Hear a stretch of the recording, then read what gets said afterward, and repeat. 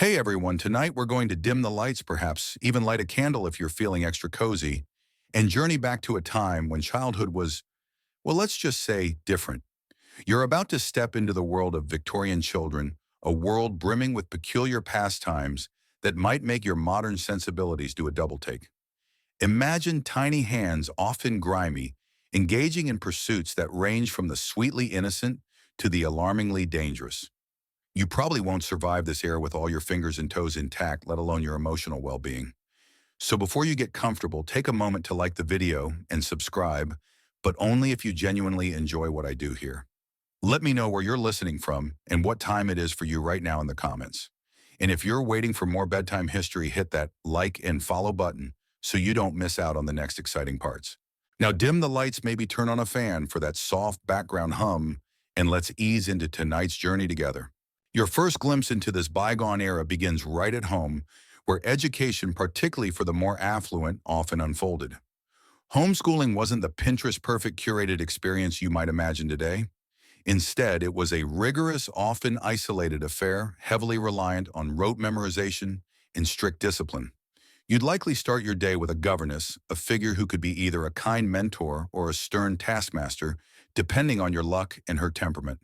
Your lessons would involve endless drills in arithmetic. Latin and Greek often recited until the words lost all meaning.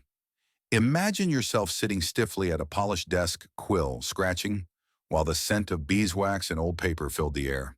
A mainstream historical fact is that for many middle and upper-class Victorian children, the governess was the primary educator, sometimes even living with the family as an integral, yet often lonely part of the household.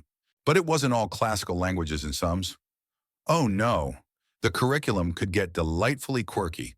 For instance, you might spend hours copying elegant script mastering, copperplate handwriting until your fingers cramped. This wasn't just about neatness. It was a skill, a mark of refinement, almost an art form in itself. And then there was the moral instruction. You weren't just learning what to think, but how to think, often with a heavy dose of Victorian morality baked in. This could involve reading lengthy parables about virtuous children who always obeyed their elders and industrious children who never squandered a moment. A quirky tidbit, some homeschooling included object lessons, where children would examine everyday items like a feather or a piece of coal, not just to learn about their properties, but to derive moral lessons from them. Imagine being told that a feather, despite its lightness, could still be a tool for good if used correctly, perhaps as a quill for writing uplifting letters. It sounds a bit like an early form of show and tell, but with a sermon attached. The pressure to be a good child was immense, and academic performance was often tied directly to moral rectitude. If you struggled with your sums, it wasn't just a lack of aptitude. It could be seen as a moral failing, a sign of indolence.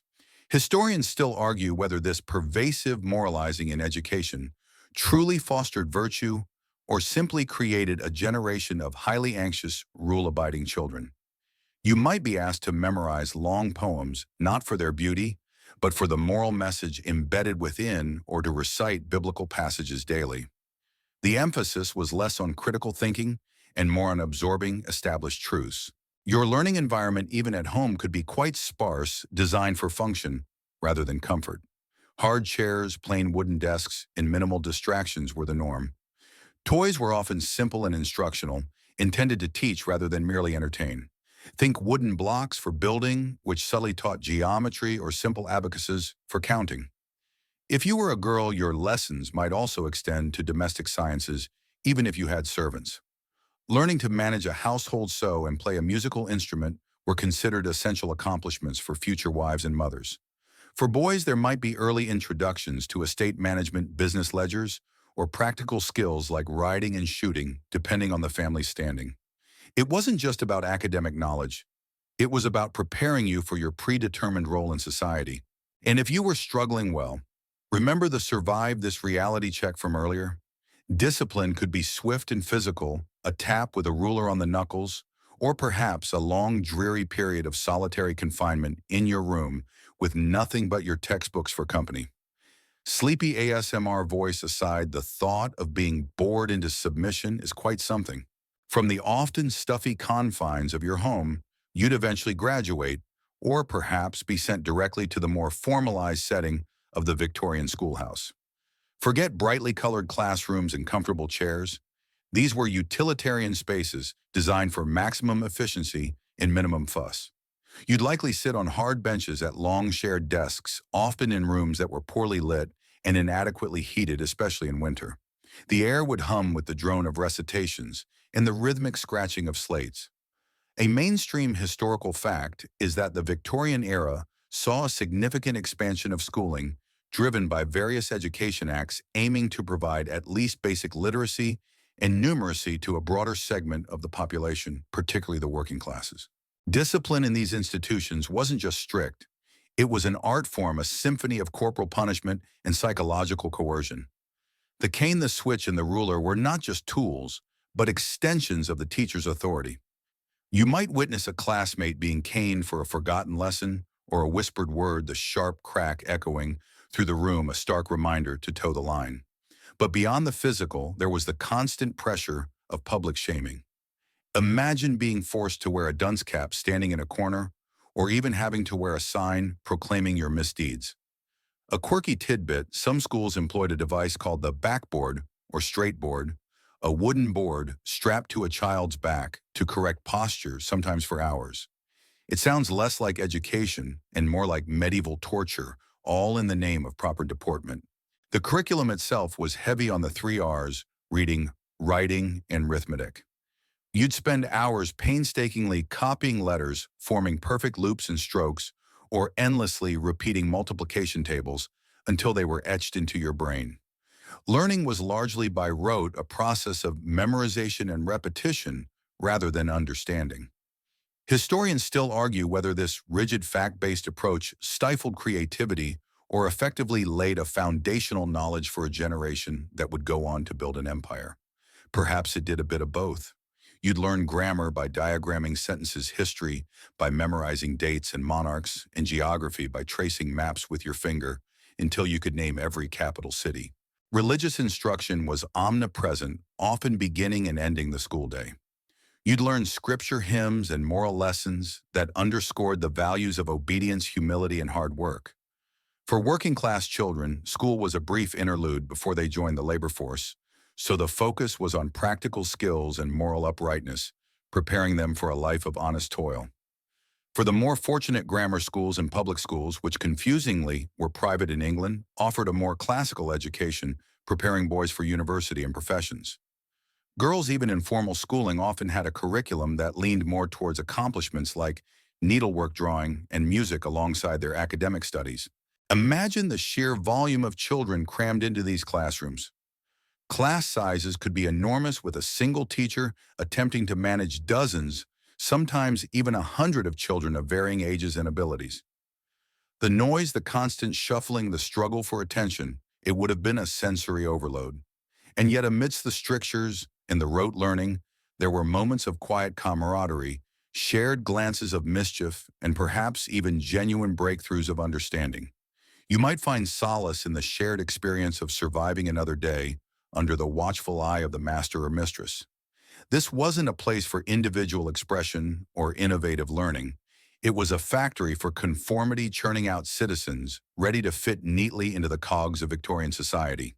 The smell of chalk, dust, damp wool, and perhaps a faint whiff of ink would be your constant companions. And if you were particularly unlucky, the sting of a ruler across your palm would be too. It's enough to make you grateful for flexible seating and interactive whiteboards, isn't it? Once the bell finally tolled, signaling the end of the school day, or lessons with your governess, you might have burst out into the fresh air, eager for the unstructured freedom of play. But hold on, playground, as you know it, with its padded surfaces and brightly colored equipment, was a concept yet to be fully invented. Your world was the street, the park, the back alley, or the muddy field, and your games were often far more perilous than anything a modern child would encounter. A mainstream historical fact is that organized playgrounds with dedicated equipment were a very late Victorian and early 20th century development. Before then, children largely made their own fun with what was available. Imagine yourself dodging horse-drawn carriages and street vendors as you played hopscotch on cobbled streets or kicking a worn leather football, shoving, soccer, to some of you with makeshift goals. There was no referee, no supervising adult, just the raw energy of childhood and the unspoken rules of the game. Marbles was a serious business played with intense focus on dusty patches of ground, your prize a handful of precious Aggies or cat's eyes. Girls might play with skipping ropes made of old clothesline chanting rhymes that have long since faded from memory. A quirky tidbit, one popular game, involved children tying a string to a beetle and flying it like a tiny buzzing kite. Yes, you read that right. Imagine the ethics review board meeting for that today. It sounds a bit cruel, but it was a common and rather macabre form of amusement. Safety was, shall we say, a fluid concept. You'd climb trees without a thought for falling, build rickety dens and forts on me from scavenged wooden blankets, or explore forgotten corners of construction sites. Injuries were simply part of the territory. Scraped knees, twisted ankles, and the occasional broken bone were badge of honor, or at least a common occurrence. There were no urgent care clinics. You just limped home and hoped for the best. Historians still argue whether this lack of supervision fostered greater resilience and creativity in children, or simply led to a higher incidence of injury and neglect. Perhaps it cultivated a certain rugged self-reliance that's less common now.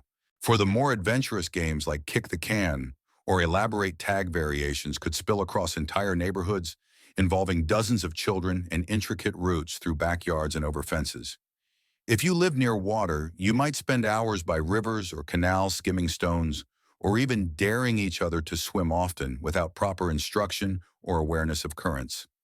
In winter, icy ponds became impromptu skating rinks with homemade skates often fashioned from bits of metal strapped to boots. The thrill of speed on the ice, the danger of falling through it, was all part of the excitement. And then there were the street performances.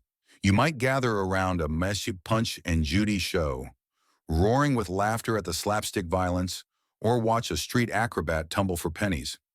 These weren't just entertainment. They were part of the vibrant, bustling tapestry of urban life. Even simple activities like rolling a hoop with a stick were elevated to a skill, with children racing each other down the street, keeping their hoops perfectly balanced. This was a world where imagination was paramount, where sticks became swords, stones became treasure, and a patch of grass could be a grand battlefield or a secret garden. You were the architect of your own fun, unburdened by scheduled activities or digital distractions. The air might be thick with the smell of coal smoke and damp earth, but the sound of children's shouts and laughter cut through it all, a constant soundtrack to a childhood lived largely outdoors and unsupervised. It was a wild, often perilous, but undeniably vital arena for growth. After the exhilarating, albeit often risky freedom of outdoor play, you'd eventually retreat indoors, where a different kind of pastime awaited one, often dictated by societal expectations and deeply ingrained gender norms.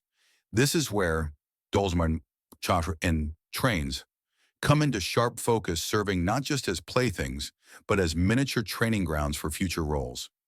A mainstream historical fact is that toys in the Victorian era, even more so than today, were explicitly designed to prepare children for their adult lives, reinforcing traditional gender divisions. If you were a girl, your world of play would almost certainly revolve around dolls. These weren't the mass-produced plastic figures you might recognize. They were often elaborate, with porcelain heads, real hair, and intricate wardrobes.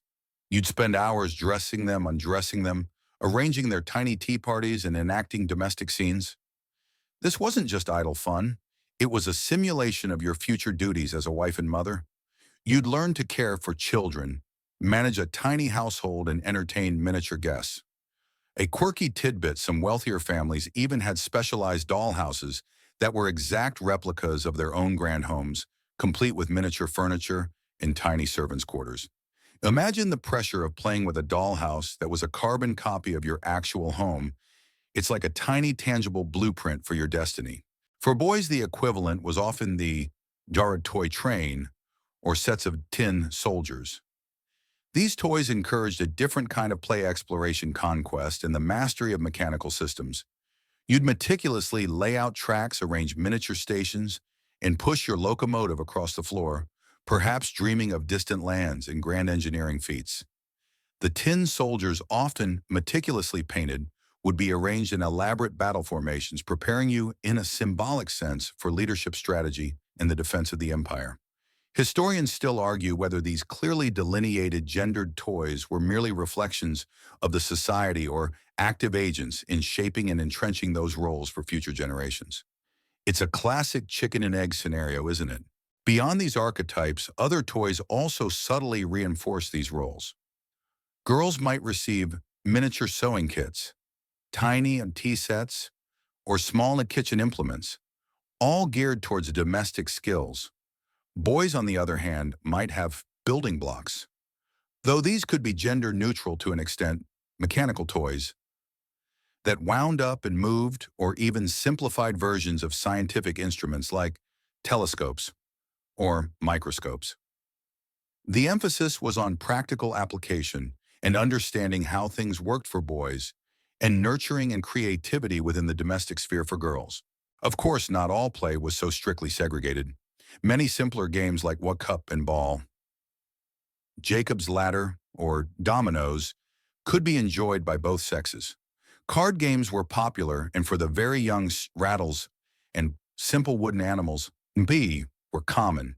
But even within shared activities, the underlying social currents were often visible. A boy might be encouraged to lead the game, while a girl might be praised for her patience or neatness. The very act of play, then, was a form of socialization, teaching you where you fit or were expected to fit within the grand scheme of Victorian life. It might seem quaint to us now, but for a Victorian child, these toys were not just for fun. They were lessons wrapped in play, guiding them inexorably towards their predetermined adult roles. The clatter of toy trains and the soft rustle of a doll's dress were the sounds of destiny being shaped. As twilight crept in, or perhaps on a rainy afternoon, your attention might turn from physical play to the enchanting world of stories. This was an era that truly saw the rise of children's literature as a distinct and burgeoning genre, moving beyond simple moral tracks to captivating narratives. Before the Victorian age, children often read simplified versions of adult texts or highly didactic religious works. A mainstream historical fact is that the mid to late Victorian period witnessed an explosion in original works written specifically for young readers, often fueled by advances in printing and an expanding middle class with leisure time and disposable income. Imagine curling up by a flickering gaslight or a roaring fire, the pages of a new book, rustling under your eager fingers. You might be transported to the whimsical world of Lewis Carroll's Alice in Wonderland, a topsy-turvy adventure that delighted with its nonsense and clever wordplay, a stark contrast to the rigid lessons of the schoolroom. Or perhaps you journey with Peter Pan to Neverland, a place where children never grew up and flew with the fairies. These weren't just stories. They were gateways to imagination, offering an escape from the strictures of everyday Victorian life. A quirky tidbit, many early children's books, especially before the full flourishing of fantasy, often featured highly anthropomorphic animals that behaved like proper moralistic Victorians, teaching lessons through their animal antics. Think of the animals in Beatrix Potter's tales, meticulously dressed and engaged in very human activities, yet retaining their animal charm. The themes in these books were diverse. While some, as we'll explore later, were heavily moralistic, others began to embrace adventure fantasy and even a touch of rebellion. Robert Louis Stevenson's Treasure Island ignited the imaginations of boys with tales of pirates and buried gold, while Anna Sewell's Black Beauty offered a poignant narrative from the perspective of a horse subtly advocating for animal welfare. Historians still argue whether the advent of dedicated children's literature truly empowered children by validating their unique experiences, or if it simply provided a more palatable way to instill adult values and societal expectations. It's a fascinating interplay of entertainment and instruction. The visual aspect of these books was also crucial. Illustrations, thanks to new printing techniques, became more sophisticated and abundant, bringing characters and scenes vividly to life. You'd pore over detailed engravings, letting your eyes linger on the intricate designs of a fairy costume or the dramatic expressions on a hero's face. These images weren't just embellishments. They were integral to the storytelling, especially for younger readers or those still mastering their literacy. The very act of reading was often a shared experience. A parent or older sibling might read aloud, gathering the younger children around, creating a cozy ritual. The popularity of these books spurred the growth of children's magazines and annuals too, offering serialized stories, poems, puzzles, and educational articles. You might eagerly await the next installment of a thrilling adventure, fostering a sense of continuity and anticipation.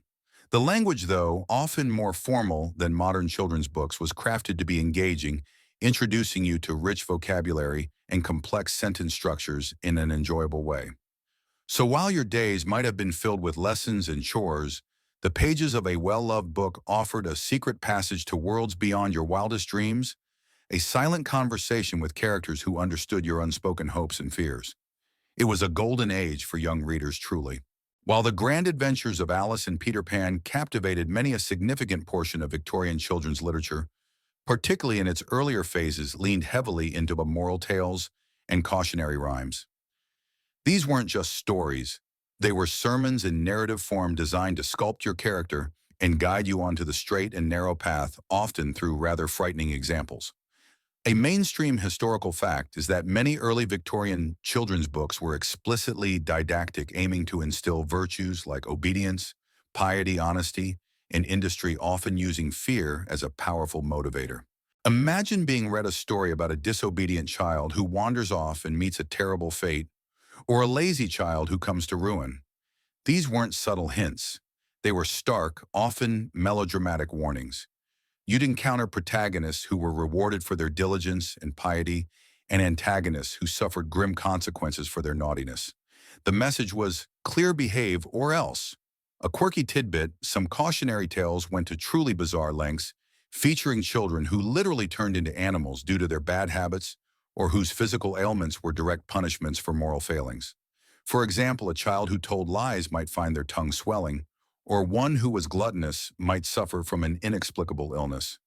It's a bit like a Victorian version of karma, but with a much quicker and often more gruesome payout.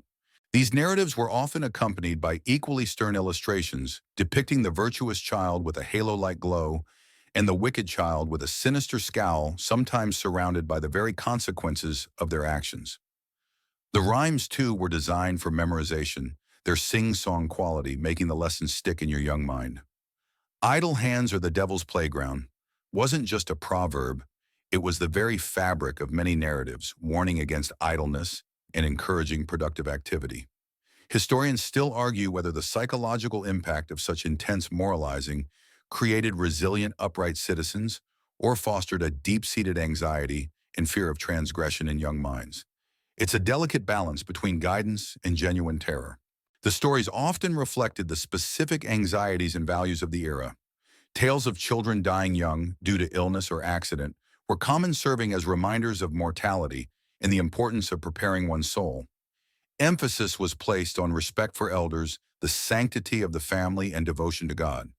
You might read about a child who, despite poverty, always shared their meager meal and was consequently blessed, or a wealthy child who squandered their blessings and ended up destitute. These were not just lessons in good behavior, but also subtle commentaries on class, charity, and fate. Sometimes the morale was tied to health and hygiene. You might encounter stories where children who neglected to wash their hands or brush their teeth succumbed to illness, a grim reminder of personal responsibility. The aim was to shape not just your outward actions, but your very thoughts and desires, making you a model Victorian citizen. So while you might have loved the fantastical journeys of literary heroes, you couldn't escape the ever-present shadow of the moral tale, gently or not so gently, nudging you towards what was deemed right. It was a world where every story was in some way a lesson, and every character a mirror reflecting either the desired virtues or the dire consequences of straying from the path. And in the quiet of your room, you might just find yourself thinking twice about that extra biscuit or that whispered secret. While many children were immersed in improving moral tales or whimsical fantasies, a darker, more thrilling genre began to capture the imaginations of others, often consumed in secret, the Madaminkinaniyami dreadfuls. These were the sensationalist tabloids of their day, cheap serialized stories printed on flimsy paper, designed to be devoured quickly and clandestinely. A mainstream historical fact is that penny dreadfuls emerged in the mid-19th century, offering a new form of mass-produced entertainment to working-class youth, often at the cost of 1 penny per issue, making them highly accessible. Imagine yourself perhaps a young factory worker or an apprentice saving your meager earnings to snatch up the latest installment from a street vendor. You'd tuck it away perhaps to read during a hurried lunch break or by candlelight after your parents were asleep. These were tales of high adventure, lurid crime, supernatural horror, and daring detectives. Think vampires before Dracula highwaymen, with hearts of gold or gruesome murders solved by brilliant if unconventional sleuths. A quirky tidbit, one of the most famous Penny Dreadful characters was Sweeney Todd, the demon barber of Fleet Street, who supposedly murdered his customers and sold their flesh to a pie shop downstairs. Yes, that's Sweeney Todd. It just goes to show that Victorian children had a taste for the macabre long before modern horror films. The content of Penny Dreadfuls was often considered shocking and morally corrupting by the middle and upper classes. Parents and educators fretted that these stories would lead children astray, encouraging criminality, idleness, or even insanity. The language was often simple, designed for quick consumption, and the plots were fast-paced and action-packed, appealing directly to the adolescent desire for excitement and escapism. Historians still argue whether Penny Dreadfuls genuinely corrupted young minds or if they simply provided a much-needed outlet for imagination and entertainment for children who had few other recreational options. Perhaps they even fostered literacy among those who might otherwise have had little incentive to read. You might be drawn to the daring exploits of a highwayman, like Dick Turpin, romanticized as a dashing rebel against authority, even if his real-life counterpart was far less glamorous. Or perhaps the tales of brave boys running away to sea, encountering pirates and exotic lands would spark your adventurous spirit. The illustrations, though crude by modern standards, were dramatic and evocative, featuring shadowy figures, desperate chases, and scenes of peril, drawing you deeper into the story's thrilling world. These were stories of ordinary people, or at least common archetypes thrust into extraordinary circumstances, a stark contrast to the often idealized protagonists of proper children's literature. The serialized nature meant you'd be left on a cliffhanger week after week, eagerly anticipating the next issue. This fostered a sense of community among young readers who might discuss the latest plot twists and theorize about what would happen next. It was a shared secret, a rebellion in paper form. So while your parents might have hoped you were poring over improving books, you might have been secretly immersed in a world of gothic horror, thrilling chases, and daring escapades, proving that even Victorian children had a rebellious streak when it came to their entertainment. The crinkle of cheap paper and the whispered turning of pages were the soundtrack to this illicit pleasure. When the weather turned foul, or when the evening called for quieter pursuits, Victorian children often turned to what board games and parlor pleasures. Activities that brought families together, or at least into the same room. These weren't just about fun. They were often designed to subtly educate, to reinforce social skills, and to offer a respectable form of indoor entertainment. A mainstream historical fact is that the Victorian era saw a significant boom in the production and popularity of commercially manufactured board games, moving beyond simple dice games to more complex strategic and educational ones. Imagine gathering around a polished wooden table, the soft glow of a gas lamp illuminating the colorful game board. You might play a round of Ludo, a race and chase game that's still popular today, or perhaps a more complex game like Snakes and Ladders. Originally called Game of Gyan Chaupar in India and later adapted by Victorians. While Snakes and Ladders seem simple, its original versions were often overtly moralistic, with ladders representing virtues leading to heaven and snakes representing vices leading to hell. A quirky tidbit, some Victorian board games were incredibly elaborate, featuring intricate illustrations and even three-dimensional elements. There were games designed to teach you geography by racing around the world, or history by progressing through different historical eras. It was learning disguised as entertainment, a very Victorian concept. Beyond board games, parlor games were a staple of indoor amusement. These required little more than wit, quick thinking, and a willingness to participate. You might play charades, acting out words or phrases for your family to guess, or blind man's buffing or stumbling around a room blindfolded trying to tag another player. Games like 20 questions. Honed your deductive reasoning while consequences. A storytelling game where each person adds a sentence to a communal story without knowing what came before unleashed a surprising amount of collaborative creativity. Historians still argue whether these parlor games, by encouraging group participation and quick wit, genuinely fostered social cohesion and communication skills, or if they merely served as a polite way to pass the time in an era with limited external diversions. Music was another central parlor pleasure. If you were from a middle or upper-class family, you'd likely be expected to play the piano, sing, or at least appreciate music. Many evenings would be spent gathered around the piano, singing hymns or popular ballads with children often joining in the chorus. It was a communal activity, a way to bond and create shared memories. Even simple activities like worry jigsaw puzzles, which became increasingly popular throughout the century, offered a quiet challenge that could occupy you for hours. These puzzles often depicted idyllic landscapes, historical scenes, or moralistic illustrations, again blending entertainment with subtle instruction. The very atmosphere of these parlor games was one of genteel amusement. Laughter was encouraged but never boisterous. Cheating was of course frowned upon, but good-natured rivalry was part of the fun. These indoor pastimes offered a safe, structured environment for play, a stark contrast to the rough and tumble of the streets. They taught you patience, strategic thinking, and the delicate art of winning and losing gracefully. And as the evening wore on, the soft glow of the lamps, the murmur of voices, and the occasional burst of laughter created a warm, comforting cocoon against the chill of the Victorian night.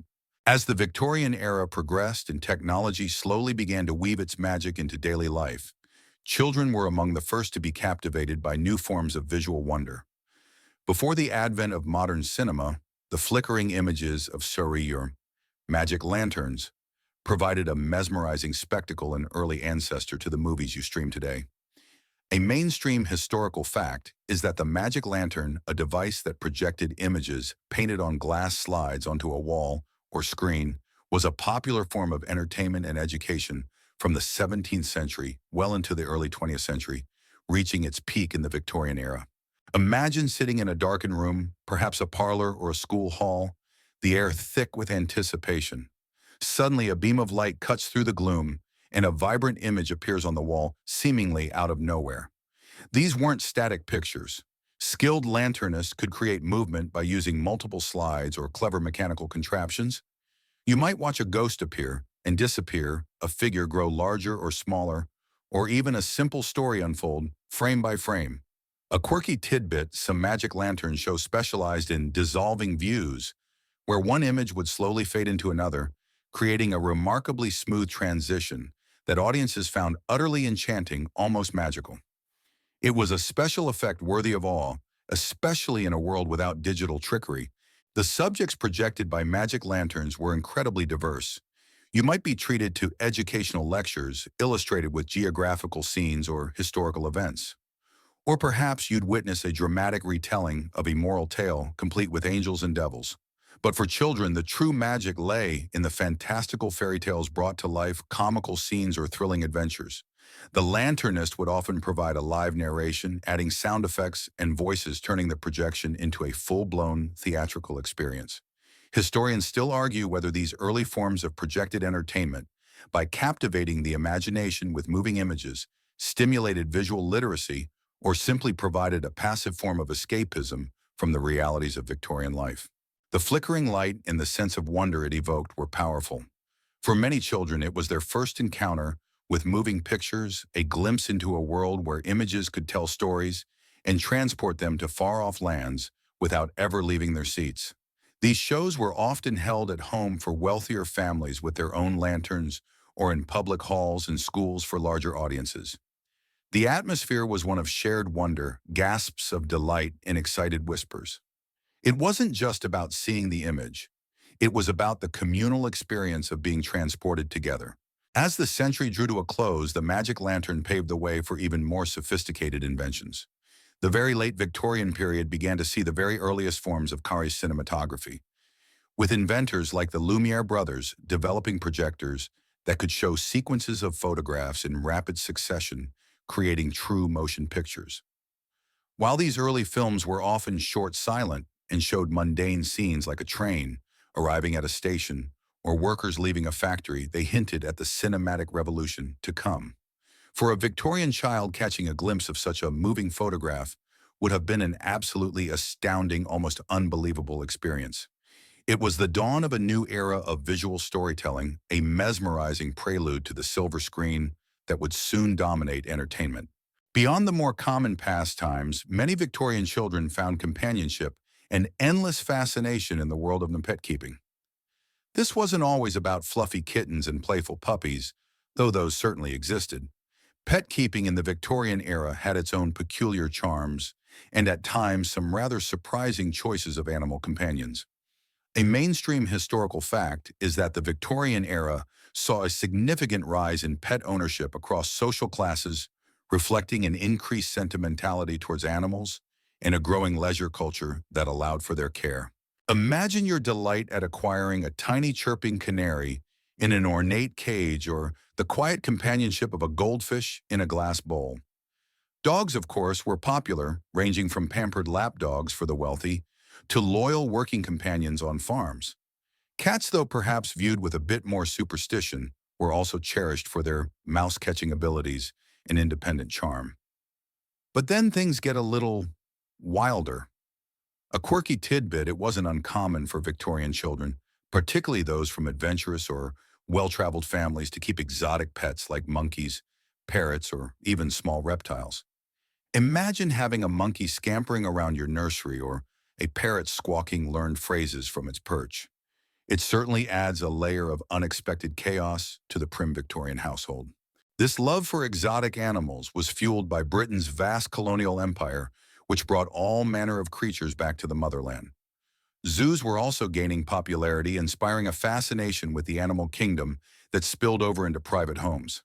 Historians still argue whether the keeping of exotic pets, often in unsuitable conditions, truly reflected a love for animals or merely served as a status symbol in a display of imperial reach.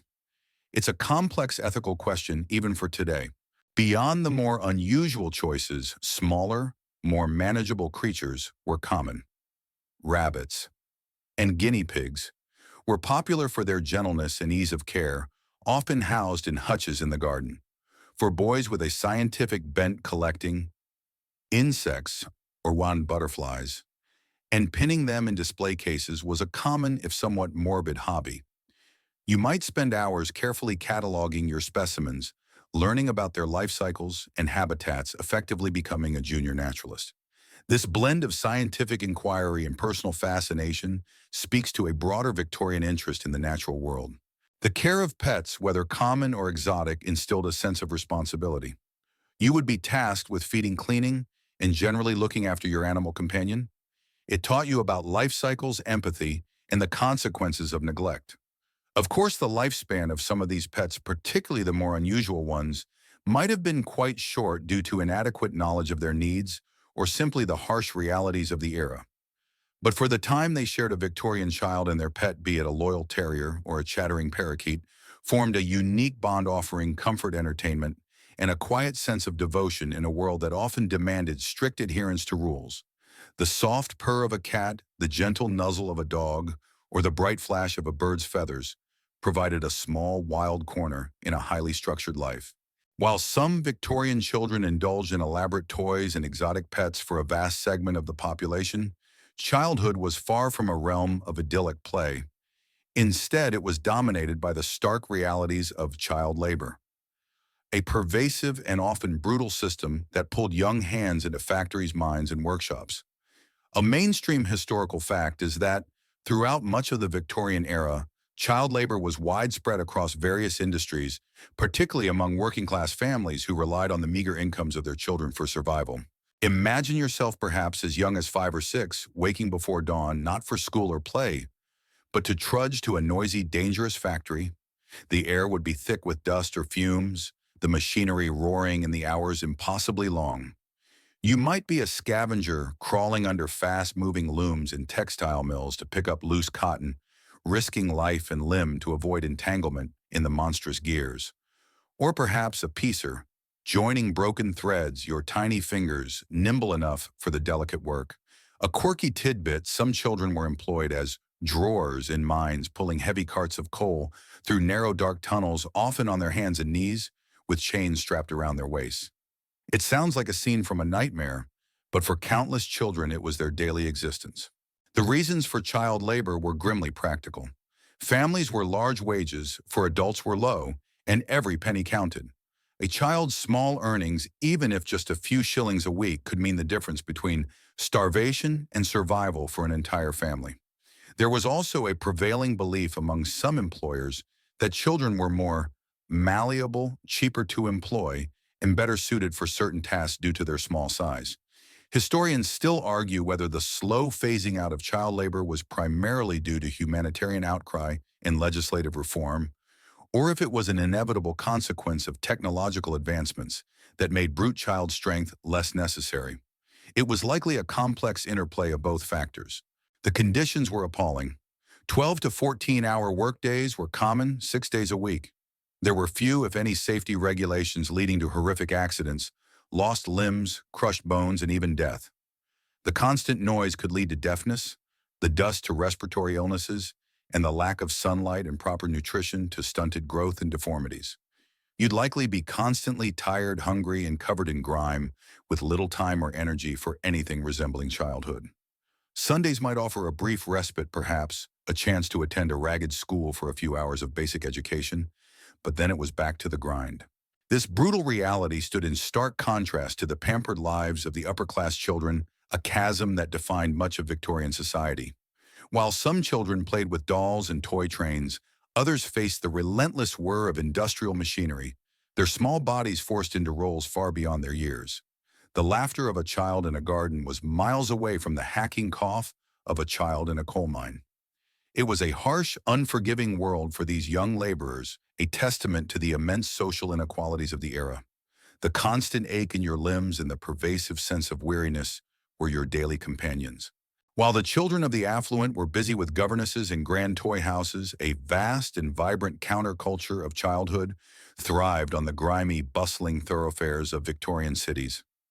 These were the Cree street urchins, resourceful, resilient, and often remarkably independent children who survived by their wits on the very margins of society.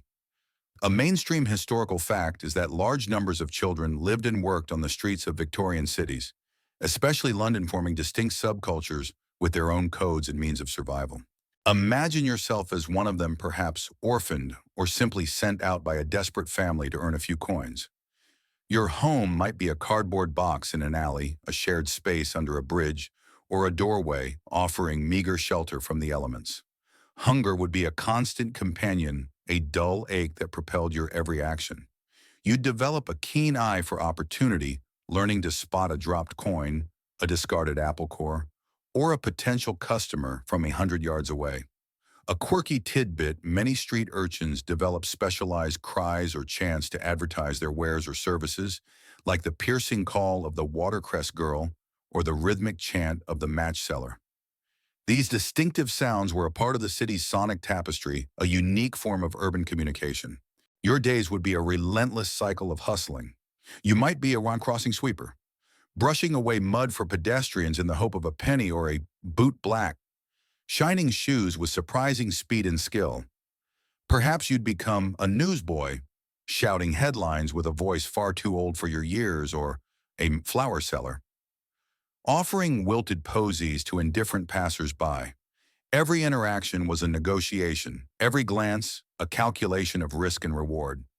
Historians still argue whether the perceived independence of street urchins was a true display of agency or simply a tragic consequence of societal neglect that forced children into dangerous self-reliance. It's hard to romanticize such a precarious existence. The streets were your school, teaching you lessons in survival that no classroom ever could. You'd learn to navigate the intricate social hierarchies of the underclass, to recognize friendly faces from dangerous ones, and to master the art of making yourself invisible when necessary. There was a rough camaraderie among these children, a shared understanding born of mutual struggle. You might share a crust of bread with a fellow urchin, or help each other escape the clutches of a cruel beetle, a parish officer who policed the poor. Despite the grim reality, there was also a raw vitality to their lives. They played games with scraps, created elaborate fantasies in their minds, and found moments of joy in unexpected places, a warm grate on a cold night, a shared laugh over a silly joke. They were survivors displaying an astonishing resilience in the face of immense hardship. You'd develop a street-smart cynicism and understanding of the world's harshness that most sheltered children would never comprehend. The constant cacophony of the city, the rumble of carriages, the shouts of vendors, the endless foot traffic, was the backdrop to your tireless struggle, a never-ending symphony of survival. Your worn clothes, smudged face, and weary eyes told a story far more profound than any grand history book. For many Victorian boys and some girls, the transition from childhood play to the grim realities of work often came through the system of apprenticeships. This wasn't just a summer job. It was a long-term contract typically lasting 7 years that bound a young person to a master craftsman or tradesman promising to teach them a skill in exchange for their labor. A mainstream historical fact is that apprenticeships were a foundational part of the British economic and social structure for centuries and continued to be a significant pathway into skilled trades throughout the Victorian era, particularly for boys from working and lower middle-class families. Imagine yourself perhaps as young as 13 or 14, signing away your formative years to a master.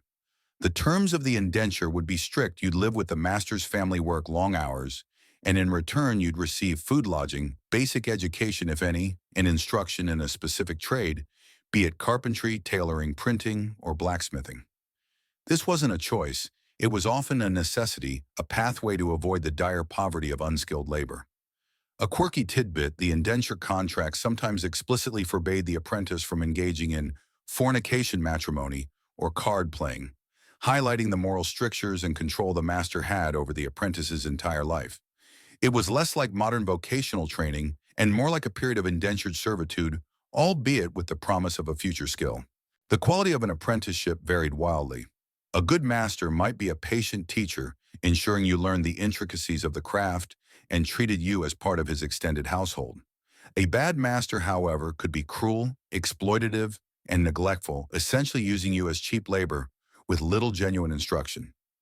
You might find yourself performing menial chores for years before even being allowed near the tools of the trade.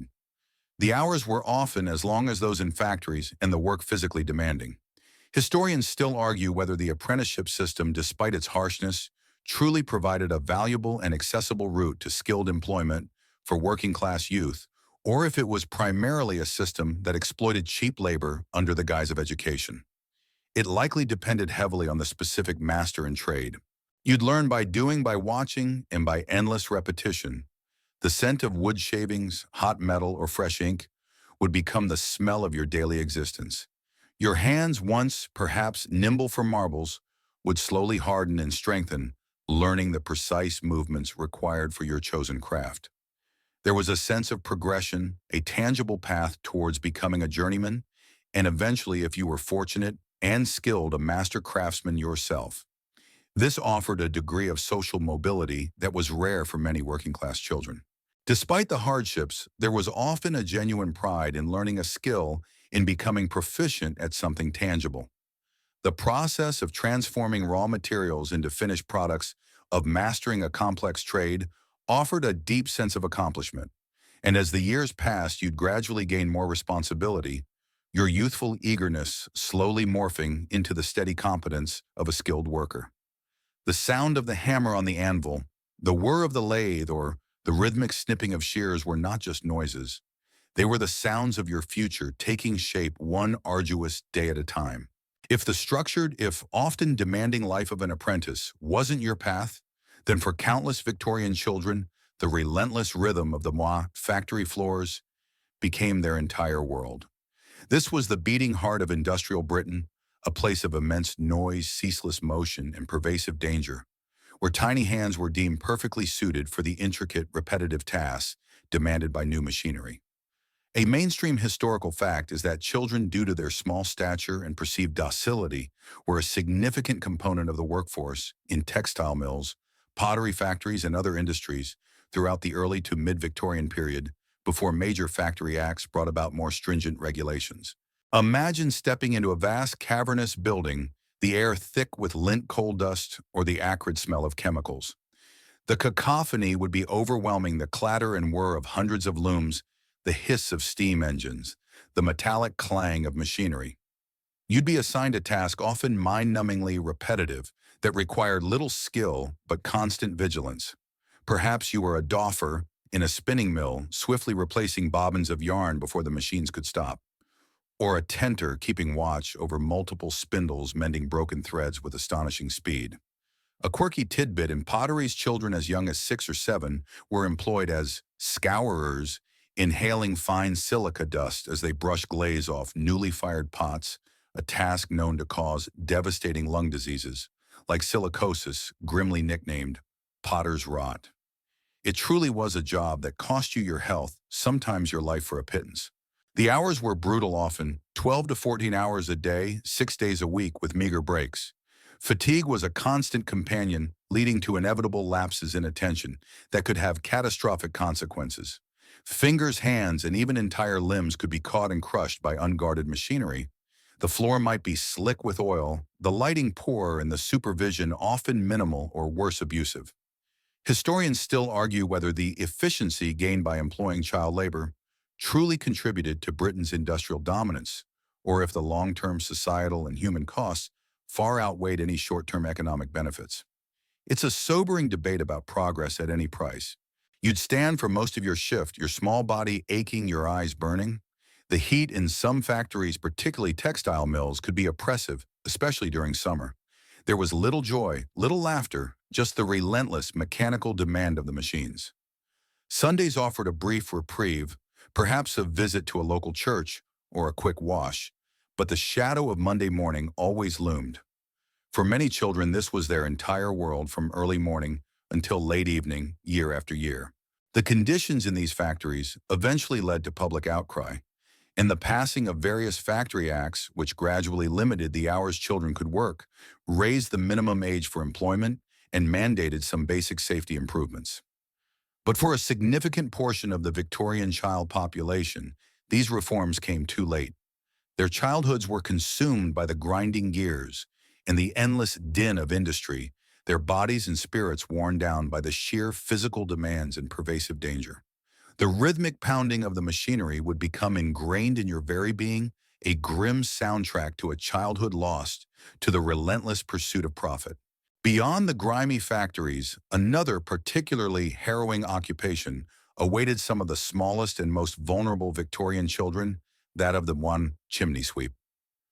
This wasn't a job for the faint of heart, or indeed for anyone much larger than a small child.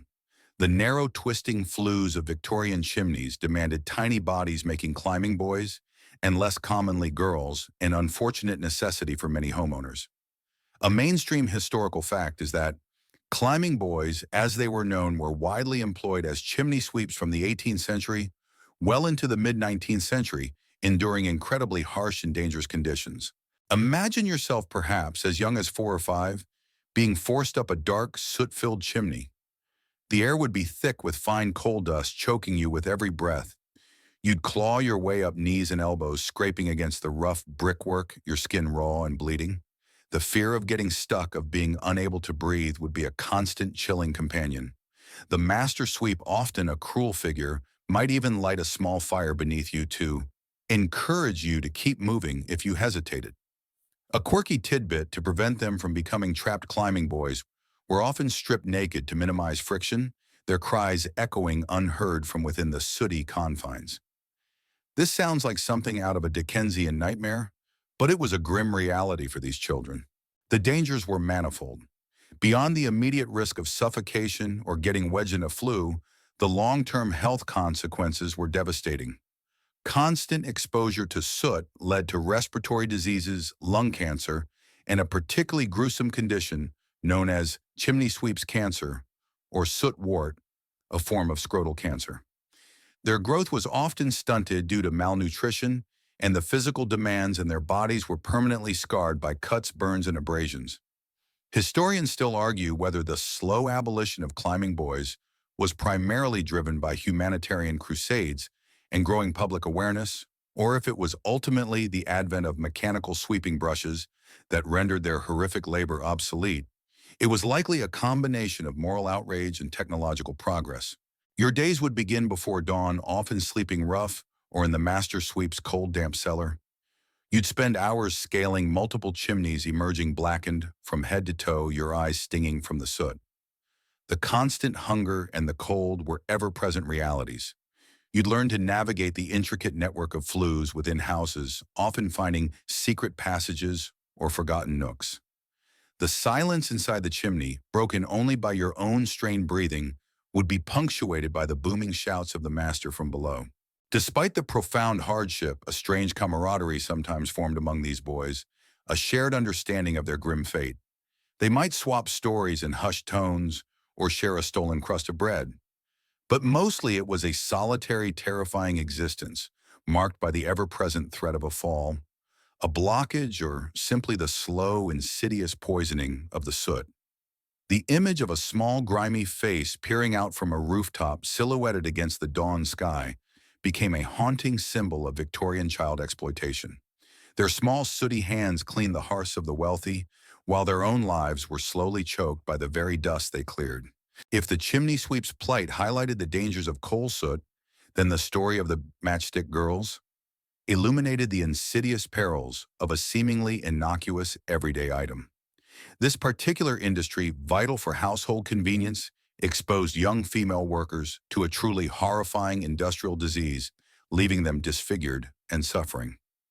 A mainstream historical fact is that throughout the mid to late Victorian era, match factories, particularly those using white phosphorus, employed large numbers of young women and girls who developed a terrible condition known as phossy jaw.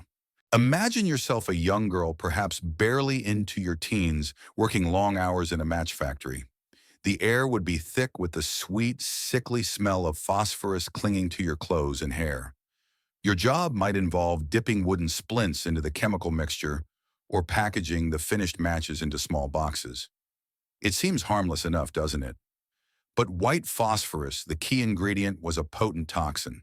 A quirky tidbit: the initial symptoms of phossy jaw included toothaches, swelling of the gums, and the emission of a greenish-white glow from the jawbone in the dark. Imagine the horror of seeing your own jawbone literally glowing in the gloom, a harbinger of the agony to come. The disease, scientifically known as phosphorus necrosis of the jaw, was gruesome.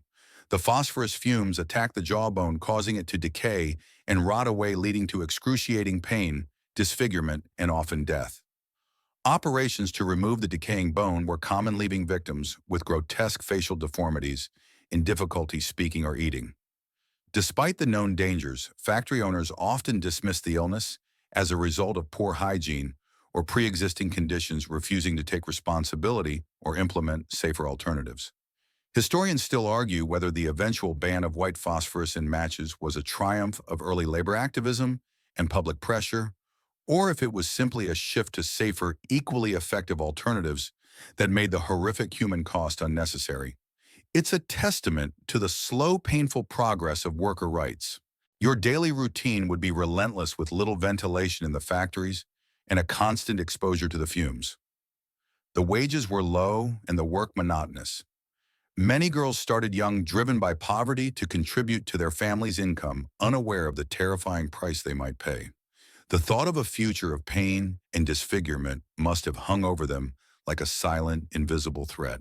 The plight of the matchstick girls, particularly through the famous Match Girl Strike of 1888, brought public attention to the horrific conditions and eventually led to the widespread adoption of safer, non-phosphorus matches. But for thousands of young women, this change came too late. Their lives were irrevocably scarred, their smiles stolen by a chemical that promised light but delivered darkness. The persistent sweet smell of phosphorus was not just an odor. It was the scent of impending doom, a constant reminder of the unseen enemy slowly eating away at their futures. In stark contrast to the grim realities of child labor, a different kind of institution emerged from the Victorian sense of charity and social responsibility: the ragged schools. These were not the formal fee-paying establishments of the middle classes, but rather humble, often makeshift schools founded to provide education and often basic sustenance to the poorest and most neglected children, the very ragged street urchins and child laborers we've just discussed. A mainstream historical fact is that ragged schools championed by philanthropists like Lord Shaftesbury played a crucial role in providing education and social welfare to destitute children who would otherwise have received no schooling from the 1840s onwards. Imagine yourself perhaps a street child, drawn by the promise of warmth, a meal, or simply a moment's respite from the harsh street. The school might be an old stable, a converted barn, or a single room in a crowded tenement. There would be no fancy desk, perhaps, just rough benches, and the teaching materials would be rudimentary slates, a few worn books, and chalk. But what it lacked in grandeur, it made up for in genuine compassion. A quirky tidbit, some ragged schools offered not just academic lessons, but also practical skills like shoemaking, tailoring, or laundry work, aiming to equip children with a trade that could lift them out of poverty. It was a holistic approach to survival, blending literacy with livelihood. The teachers in these schools were often volunteers, driven by a strong sense of moral duty and a desire to uplift the impoverished. They faced immense challenges, children who were hungry, exhausted, often ill, and profoundly distrustful of authority. Discipline, while still present, often relied more on kindness and persuasion than the cane, a necessary adaptation given the children's backgrounds. Historians still argue whether the ragged schools were truly effective in breaking the cycle of poverty for the masses, or if they primarily served as a temporary haven and a visible symbol of Victorian philanthropy, touching only a fraction of those in need. Their impact was undeniable but perhaps limited in scale. You'd learn the basics, reading, writing, and simple arithmetic, often taught through rote repetition in biblical passages. But crucially, you'd also receive moral instruction lessons in hygiene and perhaps even a bowl of hot soup or a piece of bread. For many, this was the only regular meal they received and the only place where they felt safe from the perils of the streets.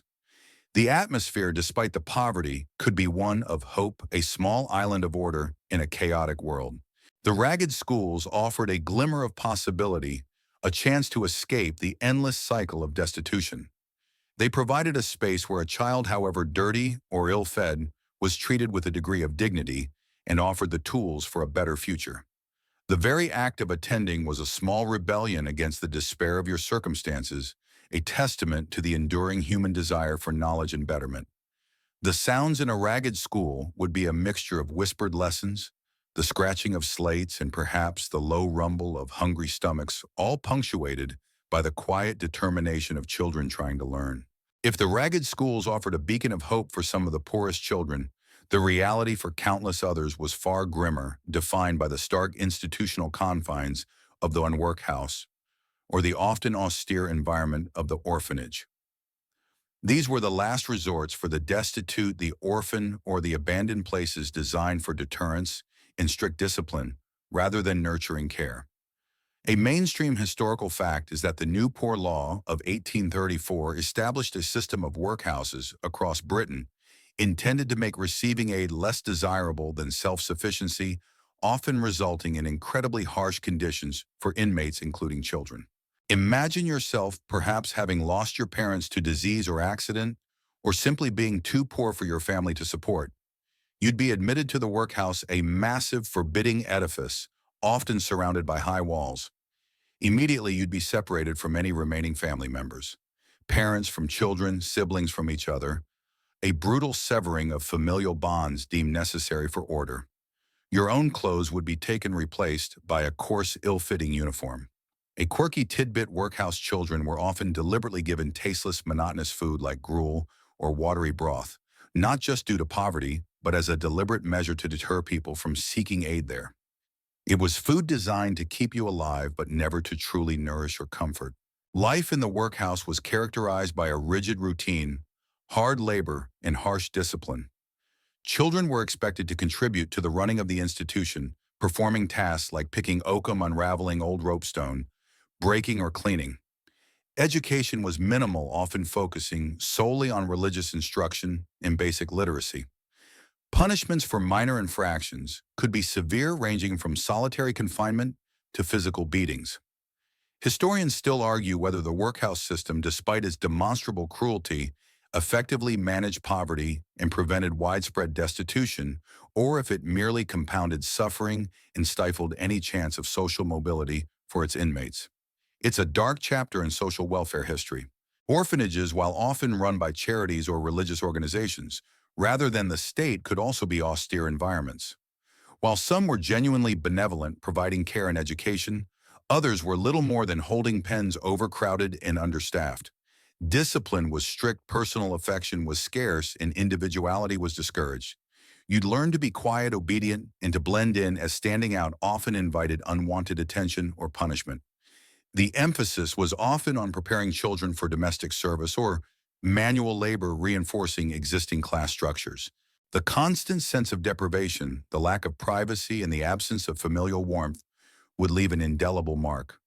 For children growing up in these institutions, the external world was a distant, often hostile place.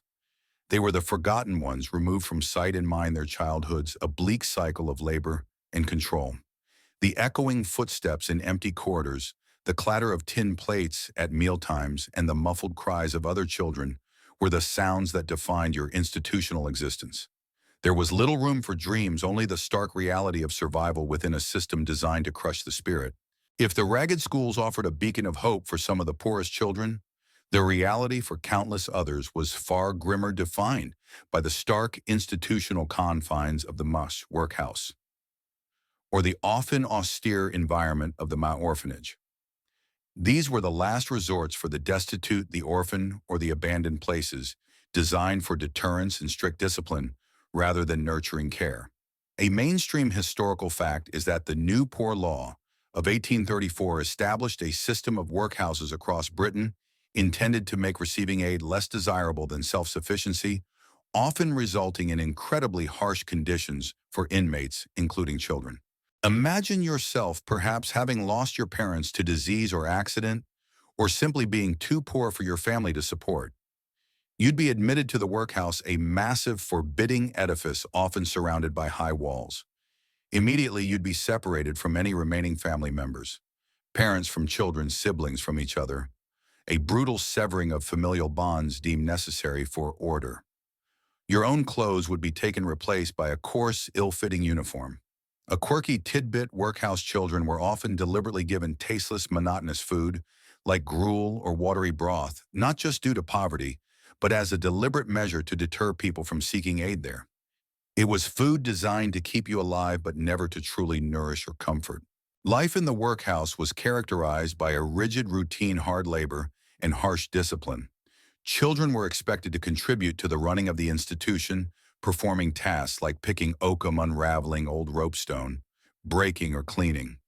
Education was minimal, often focusing solely on religious instruction and basic literacy. Punishments for minor infractions could be severe, ranging from solitary confinement to physical beatings. Historians still argue whether the workhouse system, despite its demonstrable cruelty, effectively managed poverty and prevented widespread destitution, or if it merely compounded suffering and stifled any chance of social mobility for its inmates.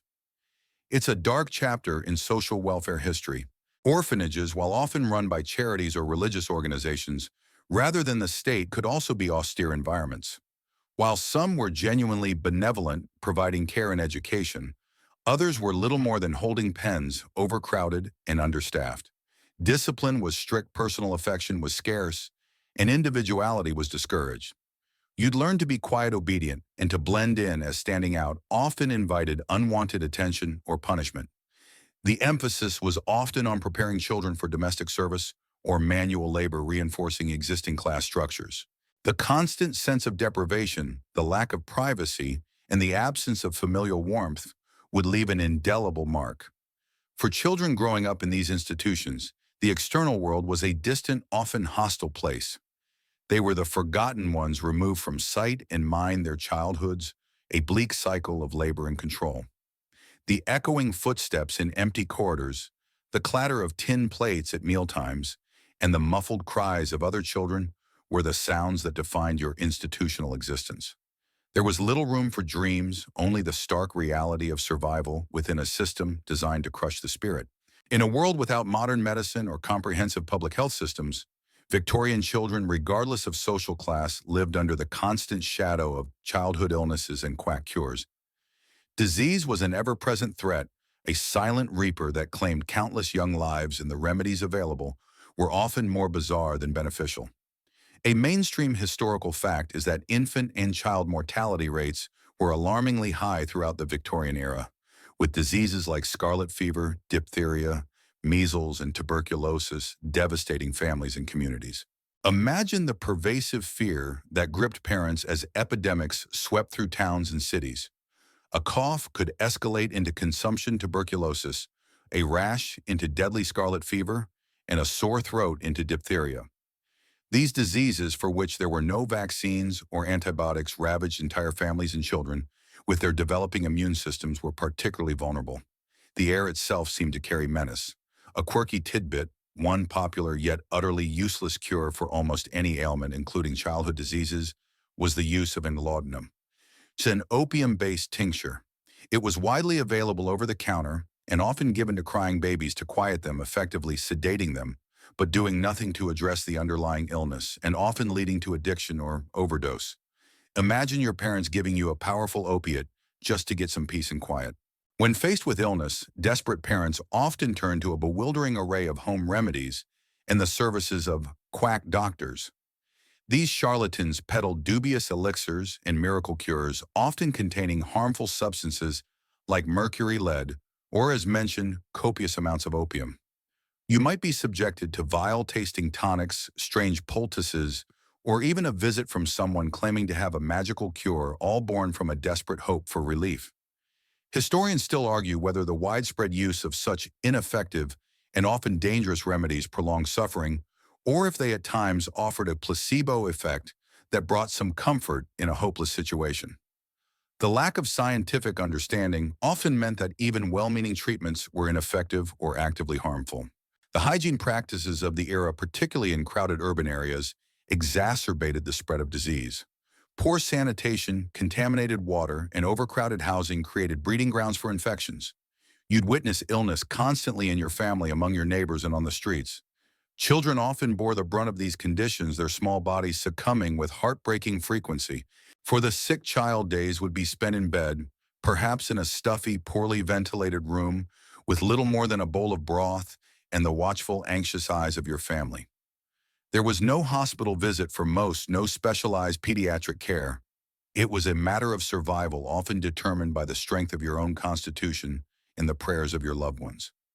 The scent of disinfectants, often carbolic acid, the bitter taste of herbal concoctions, and the shallow, rattling breaths of a feverish sibling would be the defining sensory experiences of widespread illness. It was a time when the fragility of life was starkly apparent, and childhood was a perilous journey through a landscape riddled with unseen threats.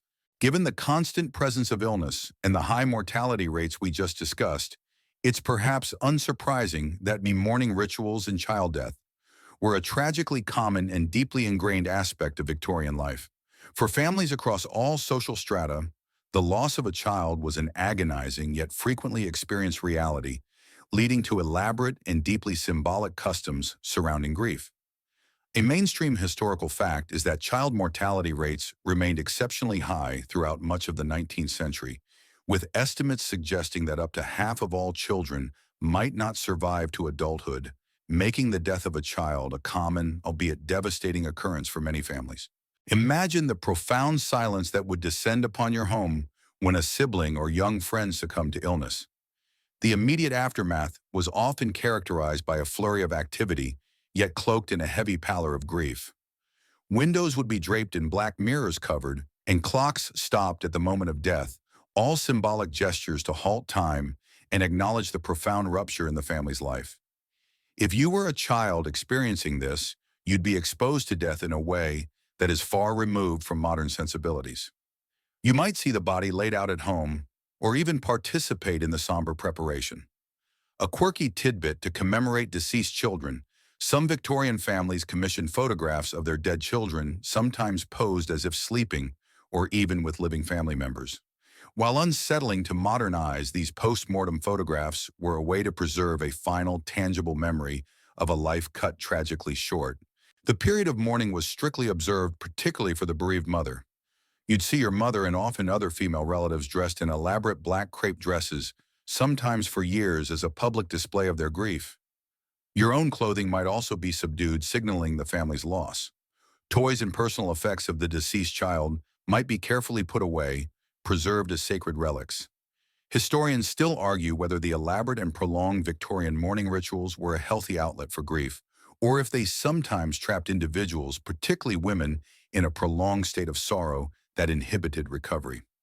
It was certainly a highly performative aspect of public and private life. Funerals for children, while perhaps less grand than those for adults of high standing, were nonetheless somber and heartfelt affairs. Small coffins, often adorned with white flowers or ribbons, white symbolizing innocence for children, would be carried through the streets, a visible reminder of the fragility of young life. The gravestones in cemeteries would bear poignant epitaphs reflecting the deep sorrow and often religious solace sought by grieving parents. You might hear hushed conversations about your departed sibling joining the angels in heaven or being reunited with loved ones who had passed before. The experience of child death, whether within your own family or among your neighbors, instilled a profound awareness of mortality from a very young age. It shaped your understanding of faith loss and the unpredictable nature of existence.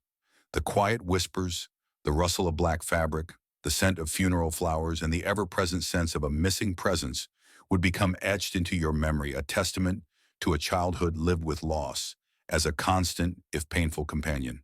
Escaping the often somber realities of daily life, particularly the threat of illness or the rigors of school, sometimes meant a trip to the seaside where Victorian children engaged in bathing suits and beach escapades. While not quite the sun-drenched, skimpy swimsuit affairs of today, a trip to the beach was a highly anticipated event, offering a rare opportunity for fresh air and playful freedom, albeit within the confines of Victorian propriety. A mainstream historical fact is that seaside holidays became increasingly popular during the Victorian era, particularly for the middle and upper classes, as railways made coastal towns more accessible and doctors began to prescribe sea air for health benefits.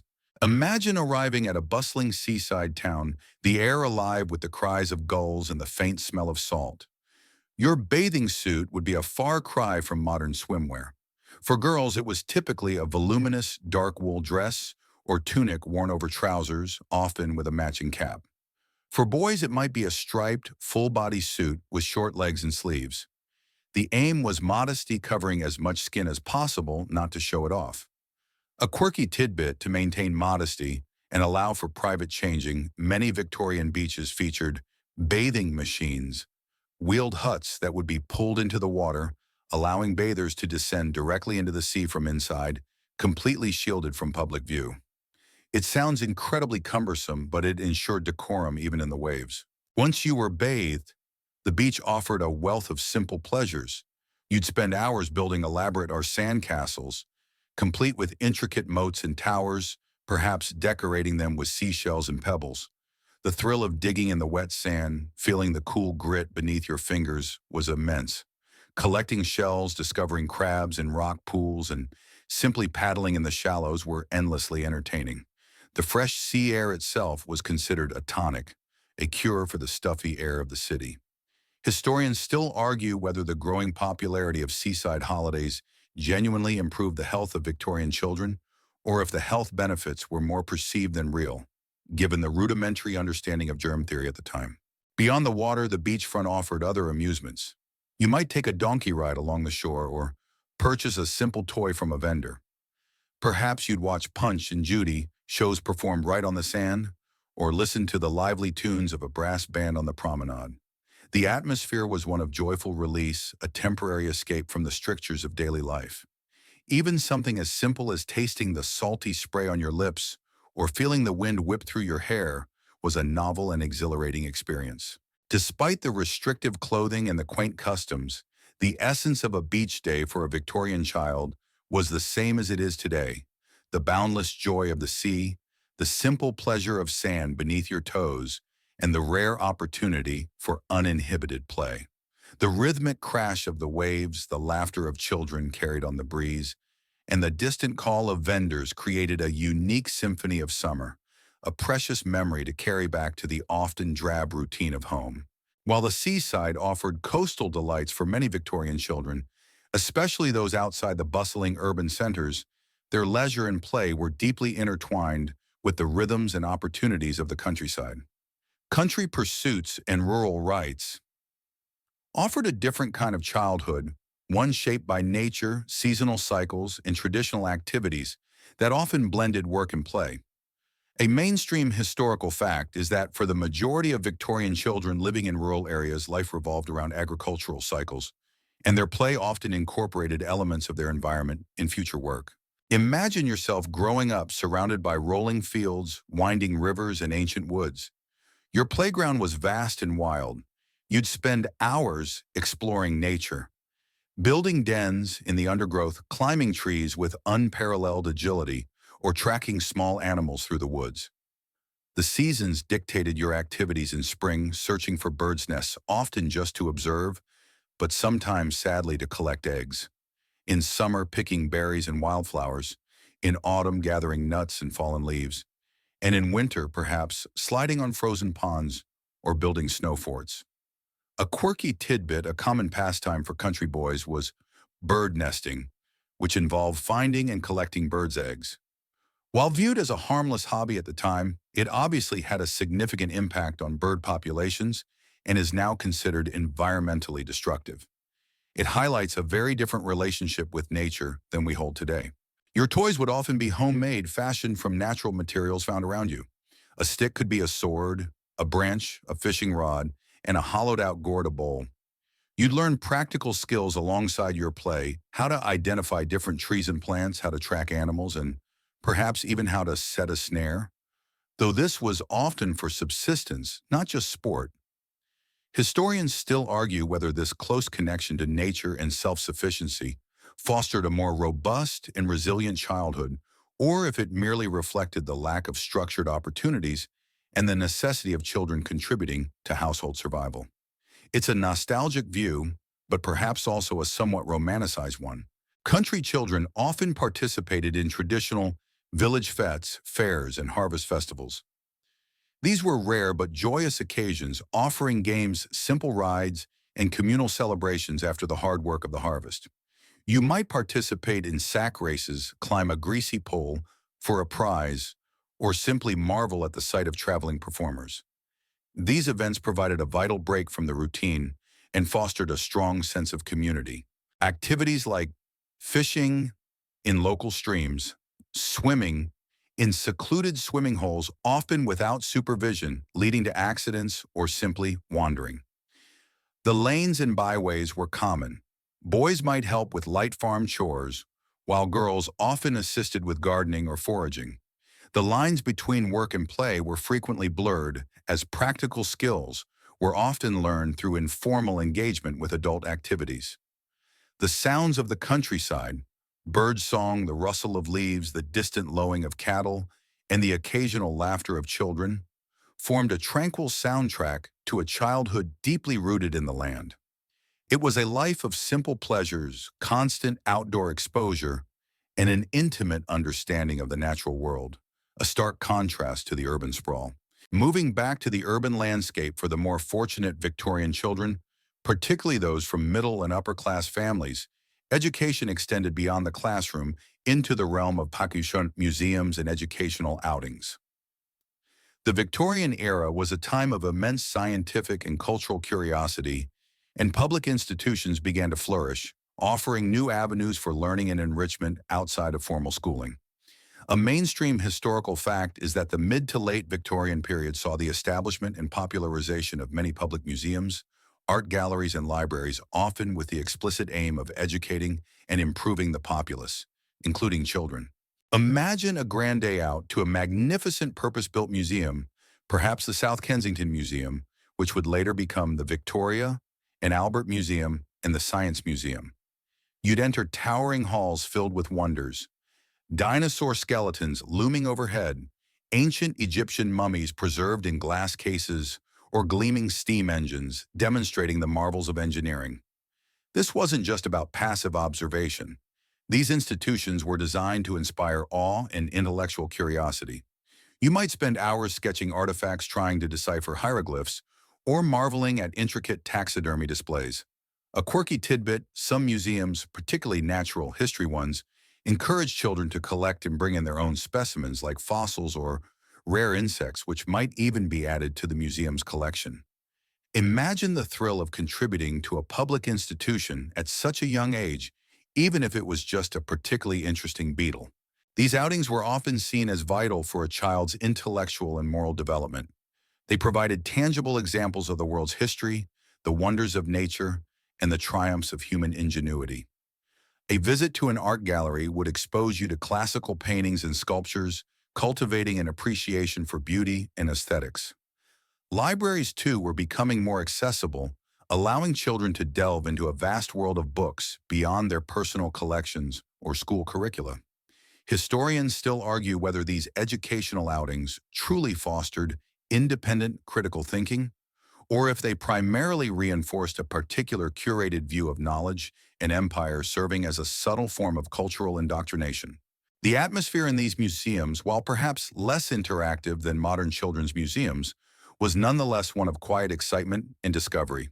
You'd move from exhibit to exhibit, absorbing new information, asking questions, and perhaps filling a small notebook with your observations.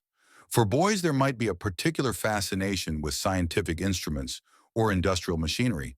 For girls, perhaps a greater interest in historical costumes or decorative arts.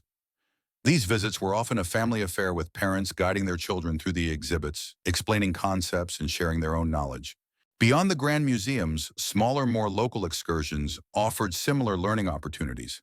Perhaps a trip to a local botanical garden to learn about plant species, or a visit to a historical landmark to bring history lessons to life. These outings provided a stimulating counterpoint to the often dry rote learning of the classroom, making knowledge tangible and exciting. The hushed reverence of a museum, punctuated by the occasional gasp of wonder or the excited whisper of a child, was the sound of young minds expanding, soaking up the vast and fascinating world around them.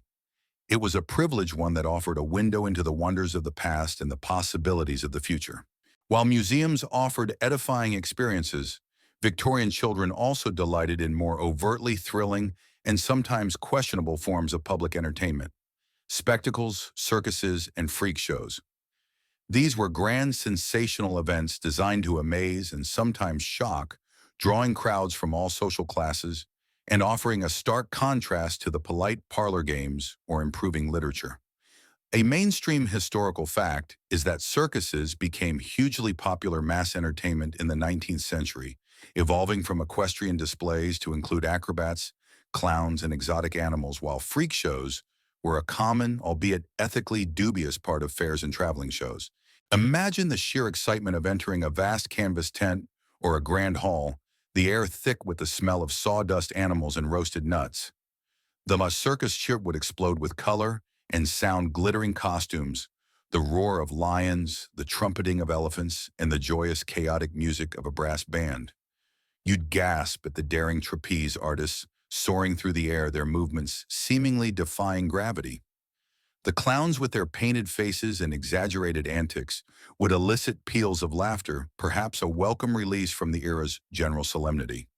You'd watch in awe as bareback riders performed incredible feats on galloping horses, or as exotic animals, newly brought from distant lands, performed their routines, often under the stern direction of their trainers.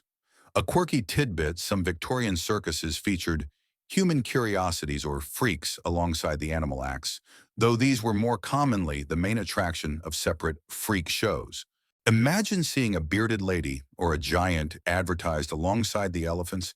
It certainly blurs the lines of what was considered entertainment. The right freak show. Often a smaller, more intimate and unsettling display, presented individuals with unusual physical characteristics. You might see the elephant man, the ossified man, or conjoined twins. While deeply exploitative by modern standards, these displays were viewed by many Victorians, including children, as fascinating spectacles, a chance to witness the rare and extraordinary. There was a thin line between scientific curiosity and morbid voyeurism. Historians still argue whether the Victorian fascination with freak shows reflected a genuine interest in human variation and difference, or if it was primarily a crude form of entertainment that capitalized on the exploitation and dehumanization of marginalized individuals.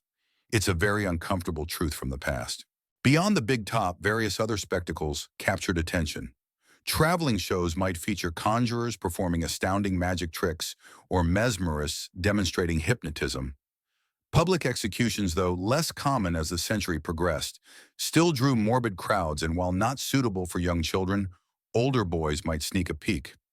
These events offered a stark contrast to the ordered, often restrained world of Victorian home life. They were loud, often chaotic, and appealed to a primal sense of wonder and excitement.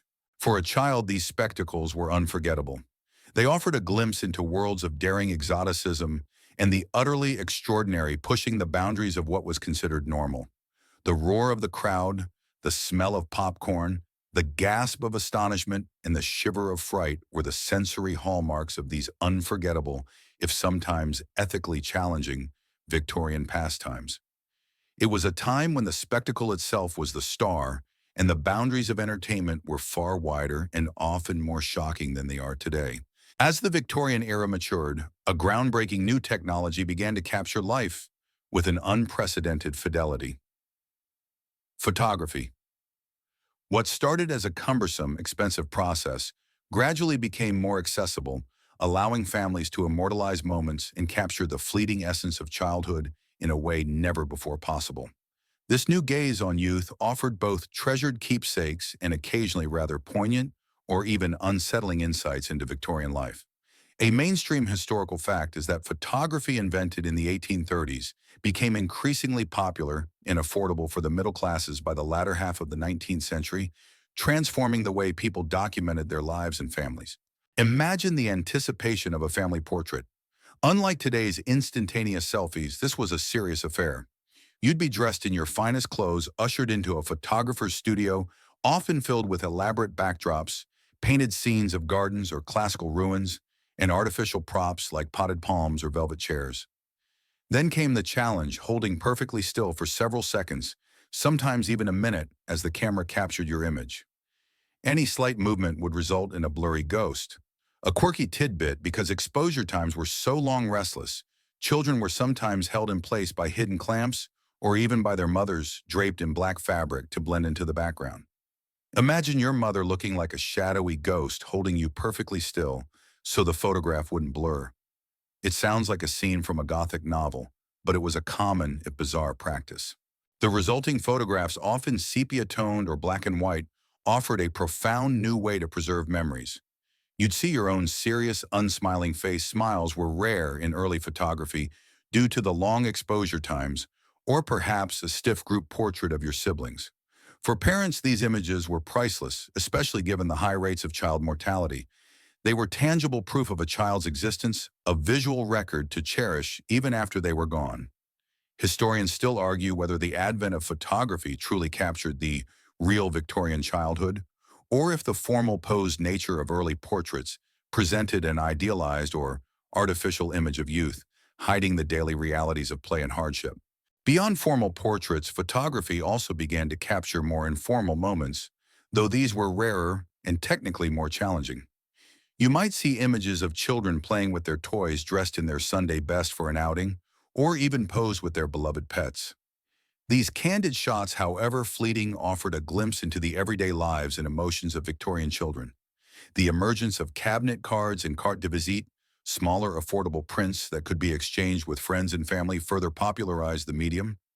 You might have a small album filled with these portraits, a tangible collection of familiar faces.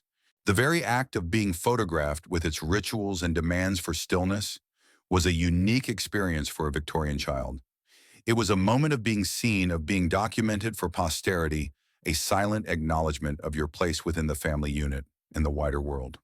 The faint click of the camera shutter, the quiet instructions of the photographer, and the intense focused silence of the sitters were the sounds of history being recorded, one precious still image at a time. It was a window into a past, allowing future generations to gaze upon the faces of Victorian youth and ponder their peculiar pastimes. While photography captured their likenesses, it was the elaborate world of fashion's fads and frilly frocks that truly enveloped Victorian children, dictating their appearance from infancy through adolescence. Clothing in this era was far more than mere covering. It was a complex language of social status, gender roles, and moral propriety, often surprisingly restrictive for young bodies. A mainstream historical fact is that Victorian children's fashion, especially for the middle and upper classes, mirrored adult styles, often prioritizing elaborate details and modesty over comfort and practicality, making clothes a significant indicator of family wealth and social standing. Imagine yourself as a very young child, perhaps even a toddler dressed in what appears to be a miniature adult gown. Until around the age of 5 or 6, boys and girls were often breeched at roughly the same age when boys transitioned from dresses to trousers, wearing long, often frilly dresses that made gender distinction difficult to discern. These dresses, while perhaps appearing charming in old photographs, could be cumbersome for active play. A quirky tidbit, some Victorian children, particularly girls, wore incredibly restrictive undergarments, including corsets or tightly laced bodices, even from a young age to train their waists and ensure a proper figure for adulthood. Imagine trying to run and play with your breath constricted by a corset. It sounds absolutely dreadful. As you grew older, your clothing would become more distinct based on your gender. Girls would graduate to longer, more elaborate dresses, often adorned with lace ribbons and ruffles, reflecting the prevailing adult fashions.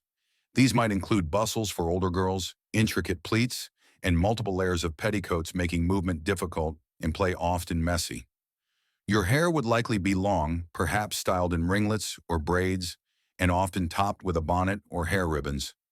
The emphasis was on delicate beauty, demureness, and domesticity. Historians still argue whether these restrictive clothing styles genuinely impacted children's physical development and freedom of movement, or if children simply adapted to them, finding ways to play despite the encumbrances. For boys, once breached their attire became miniature versions of adult male clothing. Sailor suits became immensely popular, particularly in the mid-Victorian era, with their distinctive collars and ties. You might also wear knickerbockers, short trousers gathered below the knee jackets, and sturdy boots. The emphasis for boys was on neatness, respectability, and a slightly militaristic crispness, preparing them for a future of public life and professional endeavor. Hats, from elaborate bonnets for girls to sailor caps or flat caps for boys, were almost always worn outdoors, as bareheadedness was considered improper. The care and maintenance of these clothes also fell to some extent on the children, particularly if they were from working-class families. Learning to mend, wash, and iron was part of your education. For wealthier children, the sheer volume of fabric and layers meant dressing was a significant daily ritual, often requiring the assistance of servants.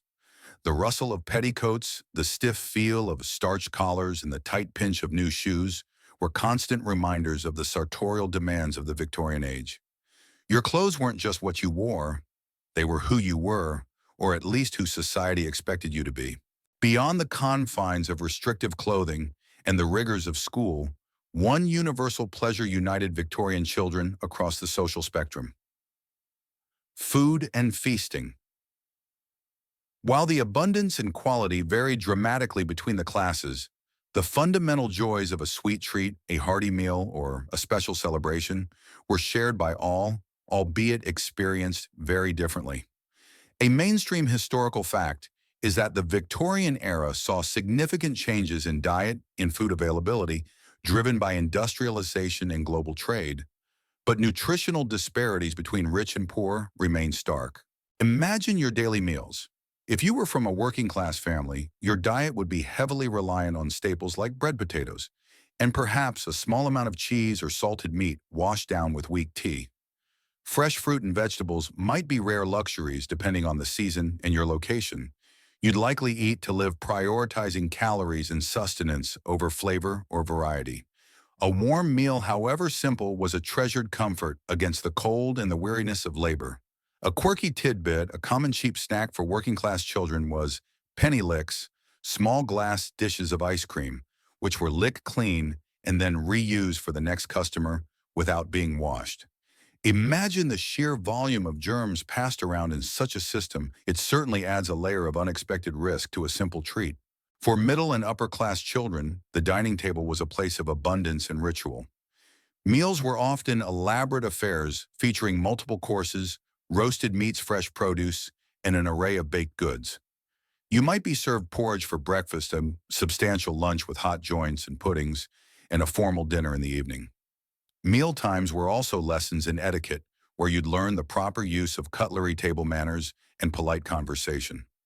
Historians still argue whether the perceived heartiness of the Victorian diet for the wealthy truly led to better health, or if the excessive consumption of rich foods contributed to other health issues like gout or indigestion. Special occasions, of course, were truly a time for feasting.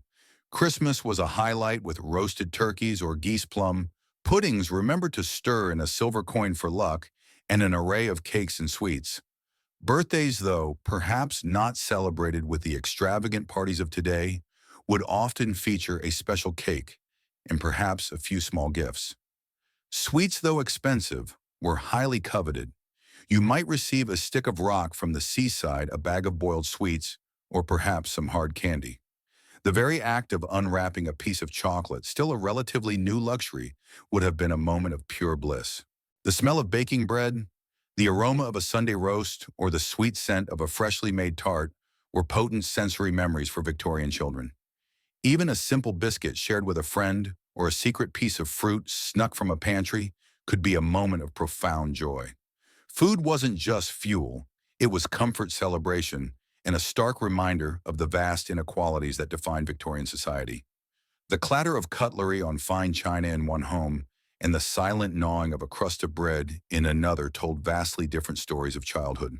In an era that valued strict obedience and social order above almost all else, the methods of punishment and discipline for Victorian children could be remarkably severe, ranging from physical chastisement to psychological manipulation.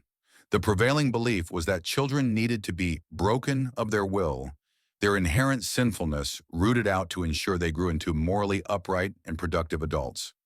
A mainstream historical fact is that corporal punishment was widely accepted and practiced across all social classes in Victorian Britain, in both homes and schools with little legal oversight. Imagine the ever-present threat of the cane, the switch, or the slipper. For minor infractions, a forgotten lesson, a messy room, a disrespectful glance, you might feel the stinging lash across your palms or backside. In some schools, it wasn't uncommon for teachers to have a variety of implements from leather straps to birch rods, used with varying degrees of severity depending on the perceived transgression. The pain was immediate, but the humiliation of being publicly punished often lasted longer. A quirky tidbit: some Victorian parents used a device called a whispering tube to scold their children from a distance. Imagine a long tube running from your parents' bedroom to your nursery, allowing them to deliver stern warnings or criticisms directly to your ear without even having to enter the room. It sounds like something out of a haunted house, adding a layer of eerie surveillance to childhood discipline. Beyond physical pain, psychological punishments were also common. You might be subjected to prolonged periods of solitary confinement in your room with no toys or books. Public shaming, as seen in the use of dunce caps or standing in the corner, aimed to instill humility and conformity.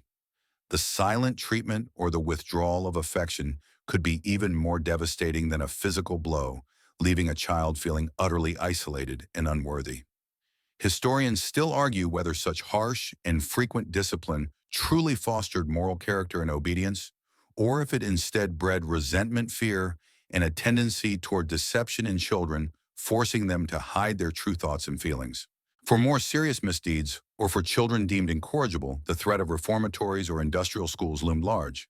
These institutions, often run with military-like precision, aimed to re-educate wayward children through strict routines, hard labor, and rigorous moral instruction. The goal was less about rehabilitation and more about instilling conformity through sheer force of will. Even seemingly innocuous acts like speaking out of turn or expressing an independent opinion could be met with disapproval. Children were expected to be seen and not heard to defer to adult authority without question. The concept of breaking the will meant crushing any nascent signs of defiance or self-assertion, ensuring a child grew up to be compliant and respectful of the social hierarchy. The sharp crack of a ruler, the hushed whispers of disapproval, and the silent heavy weight of parental displeasure were the constant sounds and sensations of a childhood governed by the relentless hand of discipline. It was a world where conformity was king and childhood was a training ground for strict adherence to societal rules. Having explored the strictures of Victorian childhood from its peculiar pastimes to its harsh disciplines, it's crucial to understand how this era fundamentally shaped the emergence of childhood as a distinct concept. For centuries prior, children were often viewed simply as miniature adults expected to contribute to the family economy and endure the same hardships as their elders. The Victorian age, however, slowly began to recognize childhood as a unique and precious phase of life, deserving of protection, education, and special consideration.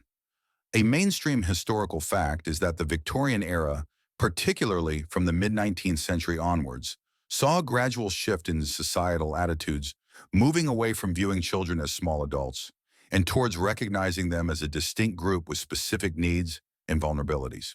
Imagine the subtle yet profound change in how you as a child were perceived. No longer simply a small laborer or an apprentice, you were increasingly seen as an innocent, a blank slate to be molded, or even a pure being closer to God. This burgeoning sentimentality towards children was fueled by various factors, changing religious views, the growth of the middle class with more leisure time and resources, and increasing awareness of the horrors of child labor through social reformers. A quirky tidbit, the idealization of childhood innocence led to the popularity of specific artistic portrayals, such as cherubic children with rosy cheeks and flowing curls, often depicted in idyllic pastoral settings, a sharp contrast to the reality of many urban children. It was a visual shorthand for a newly cherished ideal. This shift manifested in concrete ways. The push for universal education, the eventual abolition of child labor, or at least significant restrictions on it, and the rise of dedicated children's literature and toys were all direct consequences of this evolving understanding of childhood.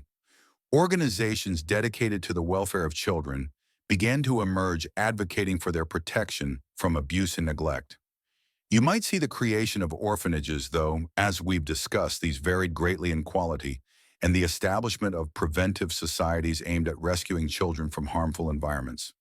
Historians still argue whether this discovery of childhood was a genuine humanitarian advance, or if it was also a reflection of economic changes that made child labor less essential and allowed for a prolonged period of dependency and schooling for children. It's likely a complex interplay of both factors. The very spaces where children existed began to change. Nurseries became more common, specifically designed for children's play and sleep. Public parks, too, began to incorporate dedicated areas for children. The emphasis shifted from merely surviving to thriving, from immediate utility to future potential. You were no longer just a small hand for work. You were the future of the nation, an individual whose development was worthy of investment. This new concept of childhood was not uniform across all social classes. For the poorest children, the brutal realities of labor and poverty persisted much longer. But the seeds of change were sown, laying the groundwork for the modern understanding of childhood as a distinct and protected phase of human development. The quiet murmurings of reformers, the legislative debates in Parliament, and the growing public sympathy for suffering children were the sounds of a profound cultural shift, a slow but steady recognition that a child was more than just a miniature adult. It was the birth of childhood, as we largely understand it today. As our journey through the peculiar pastimes of Victorian children draws to a close, it's time to reflect on the enduring legacy of Victorian youth and how their experiences, joys, and struggles continue to echo in our own lives today. The world you've explored, with its rigid schooling, perilous play, harsh labor, and nascent understanding of childhood, shaped the foundations of the modern world in profound and often surprising ways.